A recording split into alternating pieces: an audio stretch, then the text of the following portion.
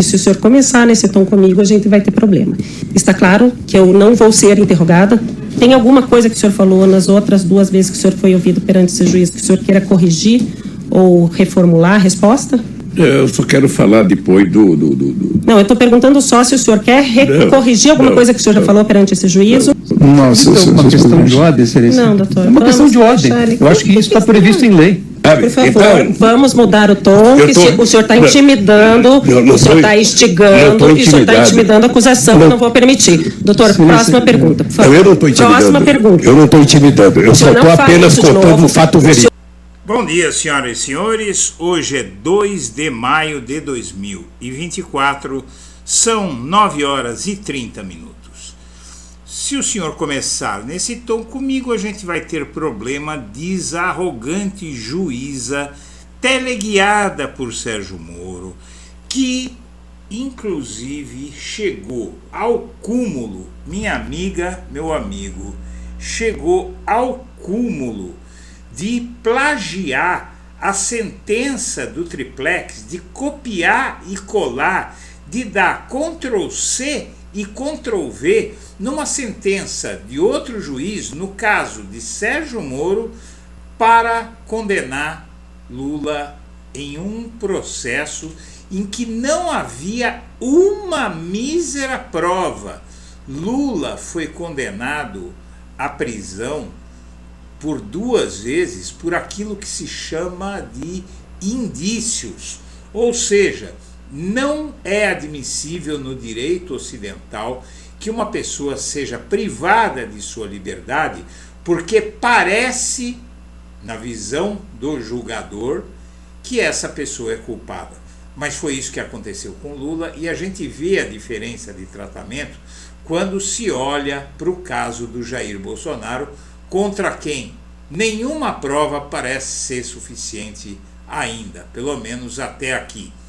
Senhoras e senhores, antes de prosseguir, eu peço a todos que assistem a este vídeo que considerem inscrever-se no canal, dar o like a este vídeo e compartilhá-lo para que outras pessoas tenham as informações que eu vou lhe passar. Se você puder fazer isso, vai estar colaborando com uma luta dura para enfrentar a extrema-direita brasileira, o combate que, através do jornalismo, o Blog da Cidadania decidiu dar. E vamos em frente. Gabriela Hart fez o que quis, abusou da arrogância. Você vê o tom dessa pessoa com um homem que estava privado da sua liberdade.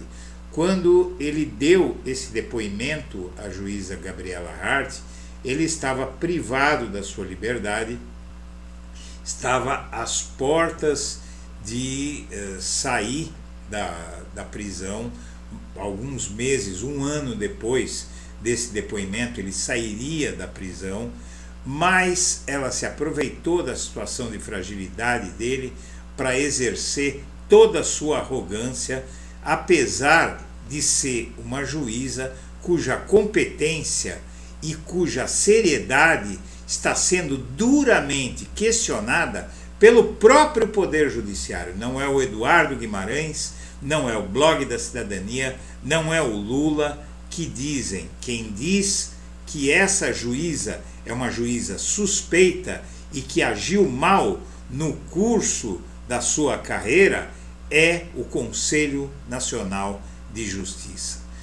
Porém, Gabriela Hart, que foi acusada de plagiar a sentença de Moro e enquadrou Lula, veja, a juíza enquadrou Lula, ela reassumiu a Lava Jato. Ela se diz feminista de direita, é algo meio contraditório, aquática e linha dura. Aqui, em maio do ano passado, a Globo fazia apologia à Lava Jato e fazia apologia a essa mulher que desrespeitou um idoso, um ex-presidente da República, simplesmente porque ele estava indignado com um julgamento falsário que era submetido, ao qual era submetido.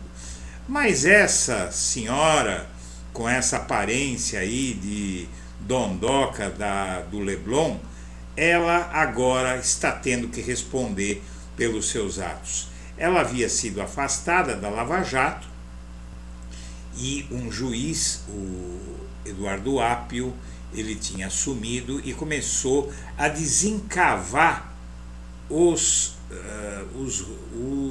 malfeitos da Lava Jato, começou a desencavar as patifarias da Lava Jato, e aí deram um jeito, o TRF4, como sempre, foi em socorro da Lava Jato, e hoje está respondendo ao Conselho Nacional de Justiça, também os desembargadores do TRF4, o Thomson Flores, Loraci Flores, não é? Todos esses desembargadores aí que acobertaram as patifarias da 13ª Vara Federal de Curitiba. Então ela foi colocada no comando da Lava Jato e depois acabou saindo porque, primeiro que veio à tona que ela apressou a condenação de Lula, aceitando pressão do Ministério Público Federal. Ao copiar parte da sentença que condenou Lula no caso do triplex do Guarujá e usá-la na condenação do processo sobre o sítio de Atibaia, essa juíza atendeu a pressão dos procuradores lavajatistas para apressar o processo. Direito de defesa, leis, nada. A juíza que condenou Lula, inclusive, admitiu que plagiou a sentença de Moro. Não é? Ela disse que usou como modelo, só que ela chamou o sítio de triplex, não é? Trocou os nomes dos envolvidos, foi uma farsa completa. O CNJ afastou a Gabriela Hart no mês passado por esses e por outros indícios de crimes. Ela e a turma dela teriam desobedecido decisões do STF, promovido cashback com dinheiro público em valores superiores a 5 bilhões de reais e violado o Código de Ética da Magistratura, entre outras ilegalidades. Muito bem, mas o que acontece? A maioria do CNJ, sob influência do presidente do STF e do CNJ, ministro Luiz Roberto Barroso, que votou contra a suspeição de Moro no processo em que ele foi considerado suspeito pela maioria esmagadora de 7-4 do STF, condenou Sérgio Moro como juiz suspeito para julgar o Lula por ter roubado do ex-presidente o direito a um processo judicial justo. E essa maioria, composta por gente que se acumpliciou ao presidente do CNJ nesse caso, e acumpliciar-se é o termo correto pela única e simples razão de que essa mulher tem claramente indícios de malfeitos para não dizer crimes, mas agora as coisas vão poder mudar, porque a Gabriela Hart volta a ter problemas com o CNJ.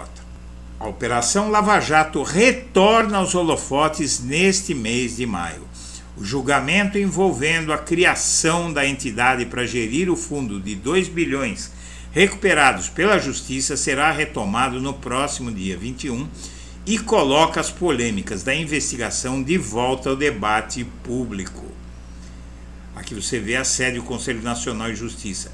No próximo dia 21, o CNJ vai retomar a análise de reclamações que podem resultar na abertura de processo administrativo disciplinar contra Gabriela Hart, que ficou à frente da 13ª Vara Federal de Curitiba, por onde tramita a maior parte dos processos da Lava Jato. Ela chegou a ser afastada da função pelo Luiz Felipe Salomão e o Barroso e a turma dele reintegraram. O movimento dos magistrados revela que a operação se tornou símbolo de combate à corrupção, mas ao mesmo tempo é acusada de violar o devido processo legal e atuar com interesses políticos. E essa acusação ainda mantém forte apoio entre magistrados e magistradas. Além de Hart, estão na mira de ações de correição o juiz Danilo Pereira Júnior, o atual titular da 13ª Vara Federal, que tinha sido afastado. Os desembargadores Carlos Eduardo Thompson Flores, Loraci Flores de Lima, do Tribunal Regional Federal da 4ª Região, também estão afastados. Esses não foram reintegrados, continuam afastados por acusações muito sérias. Hart é acusada de irregularidade ao autorizar em 2019 a criação de uma fundação para gerir 2 bilhões de reais recuperados na Lava Jato, que seriam enviados aos Estados Unidos em ressarcimento a perdas no país por conta do esquema de corrupção. Porém, a fundação teria procuradores que atuavam na operação em sua gestão, na gestão dos 2 bilhões, o que poderia caracterizar desvio de dinheiro público para fins pessoais dos integrantes da força-tarefa, conforme apontou o corregedor. Não foi só uma infeliz iniciativa. Aqui é desvio preparado, deliberadamente. A criação da fundação chegou a ser alvo de um tratado entre o Ministério Público Federal e a Petrobras, mas foi barrada pelo Supremo Tribunal Federal antes que fosse colocada em prática. Para o presidente do CNJ e do STF, Luiz Roberto Barroso, Salomão errou ao afastar Hart. Ele passou o pano porque ele é lavajatista, não é? Ele chegou a afirmar em tom de sermão ao colega que a medida foi autoritária. Mas o fato é que os crimes são muito graves e há muita prova disso. E o Barroso teve que admitir que foi uma decisão pouco feliz, não é? Num eufemismo escandaloso. Na reunião do dia 21 deste mês, os 15 integrantes do CNJ se reúnem para avaliar o caso e podem abrir procedimento disciplinar contra Hart ou derrubar de vez as acusações contra ela. Além do eventual processo para apurar a conduta da juíza, os conselheiros vão colocar em debate a própria intenção de criar a fundação e eventuais crimes envolvidos. Outra ação que foi retirada de pauta trata da responsabilidade de Sérgio Moro e ele pode ser alvo, inclusive, de investigação criminal. Os desembargadores do TRF4 foram acusados de desobedecer ao STF. A advogada especialista em direito constitucional Vera Chemin aponta que tanto Gabriela Hart quanto os desembargadores devem ser alvo de processo disciplinar administrativo PAD aberto pelo CNJ. No entanto, ela avalia que a situação da Hart é menos grave, mas ainda assim ela pode ser condenada. Quanto aos desembargadores, a especialista jurídica avalia que existem grandes possibilidades de uma pena maior para eles no CNJ. Senhoras e senhores, eu agradeço a atenção e deixo o meu abraço para todo mundo.